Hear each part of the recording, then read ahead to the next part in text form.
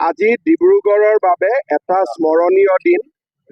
আমাৰ ডিব্ৰুগড় মহানগৰৰ মাজমজিয়াতে অসম চিকিৎসা মহাবিদ্যালয়ৰ আমি এখন চিটি হস্পিটেল নিৰ্মাণ কৰিব খুজিছোঁ।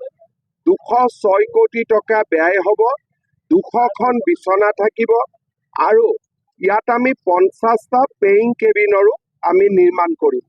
ডিব্ৰুগড়ৰ মহানগৰৰ ৰাইজে নিশা গধূলিও ৰাতি 10 বজালৈকে যাতে ইয়াত MRI কৰিব পাৰে, CT স্কেন কৰিব পাৰে, ব্লাড টেষ্ট কৰিব পাৰে, এই গোটেই ব্যৱস্থাবিলাক ইয়াত আমি ৰাখিম যাতে ডিব্ৰুগড়ৰ ৰাইজে দিনত অফিচ কাছাৰী কৰি শেষত গধূলি নিজৰ স্বাস্থ্যৰ বুজ ল'ব পাৰে বা নিজৰ স্বাস্থ্যৰ পৰীক্ষাবোৰ কৰিব পাৰে।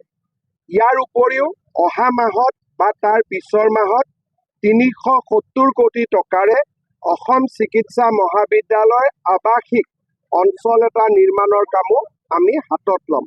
সমান্তৰালভাৱে অহাকালি ডিব্ৰুগড়ৰ প্ৰাথমিক বিদ্যালয় মাধ্যমিক বিদ্যালয়ত যাতে আমি পুষ্টিকৰ মিড ডে মিল দিব পাৰোঁ, অহাকালি আমি চেণ্ট্ৰেলাইজ কিটচেন এটাৰ কামো হাতত ল'ম।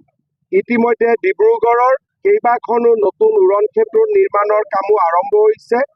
আমি অক্টোবৰ ছেপ্টেম্বৰ মাহত ডিব্ৰুগড়ত MLA হোষ্টেল, বিধানসভাৰ আধাৰশিলা স্থাপন কৰাৰ বাবেও ভাৰতৰ উপ ৰাষ্ট্ৰপতি মহোদয়ক নিমন্ত্ৰণ কৰিছোঁ।